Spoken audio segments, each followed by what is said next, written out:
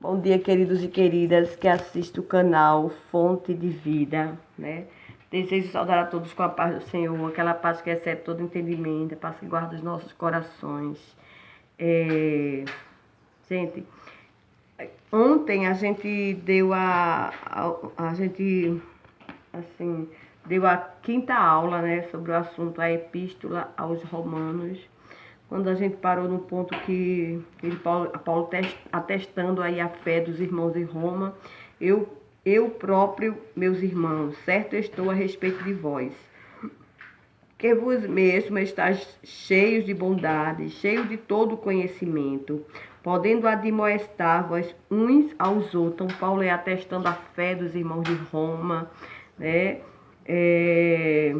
O cuidado que Paulo tinha com as igrejas ali de Roma, né? E que Paulo, a gente entende que Paulo ele acompanhava, né, os irmãos e atestando aí a conduta moral e a conduta espiritual dos irmãos de Roma, né? E dando aquela palavra, de fortalecendo, né, a fé dos irmãos, para que, eu entendo assim, para que ele permanecesse assim, melhorando cada dia, né?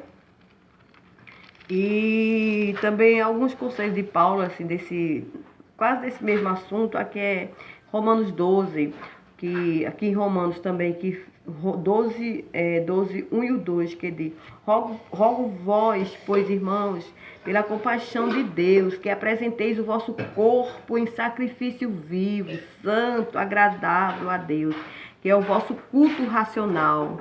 Era como se Paulo estivesse dizendo assim para os irmãos de Roma: meus irmãos, cuidado, apresente a vossa mente, o vosso corpo, né, o vosso corpo como pela compaixão de Deus,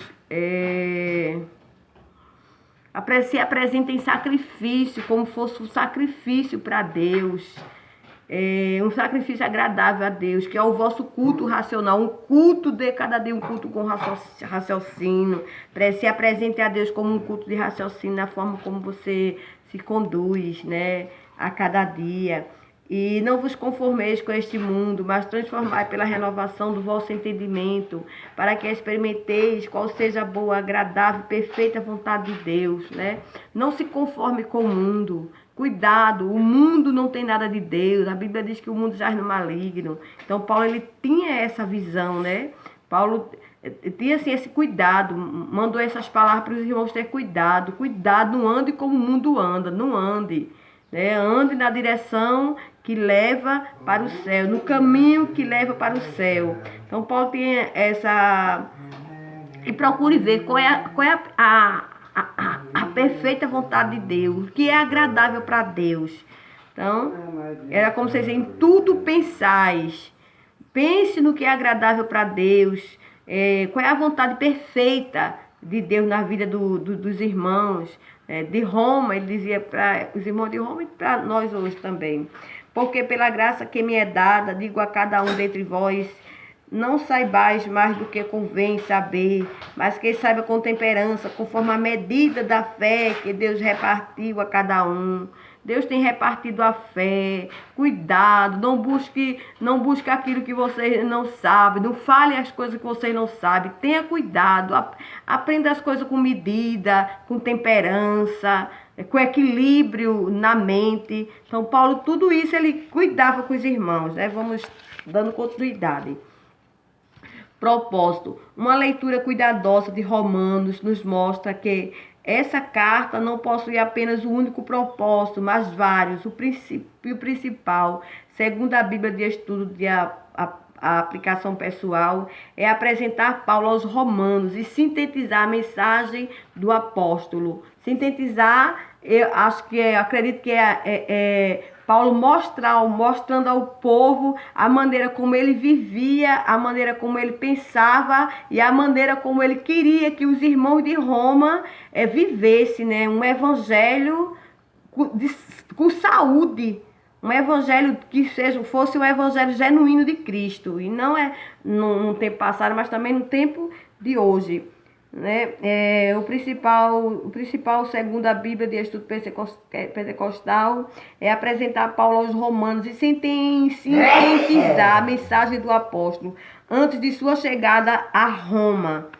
Todavia, podemos também destacar os seguintes propósitos. O apóstolo desejava fazer da igreja romana uma base missionária, a fim de que ele pudesse chegar até a Espanha, tendo o apoio dos irmãos de Roma.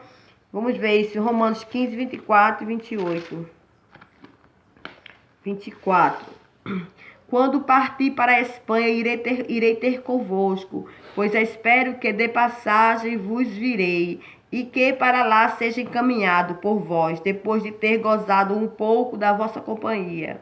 28. Assim que concluído isto, e havendo-lhes consignado este fruto de lá, passando por vós, irei à Espanha. Então, Paulo queria expandir o evangelho, né? Paulo já pensava de ir mais adiante, né? Levando a palavra de Deus e fazer ali com que fosse ali o foco missionário ali, né? Uma igreja fortificada pela palavra e que todos vissem, né, a obra de Deus na vida daqueles irmãos e que o evangelho fosse mais para adiante. Paulo queria ir mais para adiante, para alargando, né, mais as tendas do Senhor. Fica evidente também que o apóstolo estava imbuído da defesa do evangelho, ou seja, ele estava assim imbuído, ele estava misturado, ele estava assim entranhado, né? Perdoe, irmão.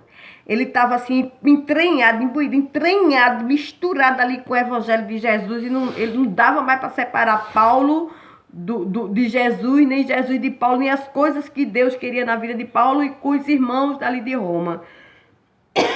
Misericórdia, Jesus.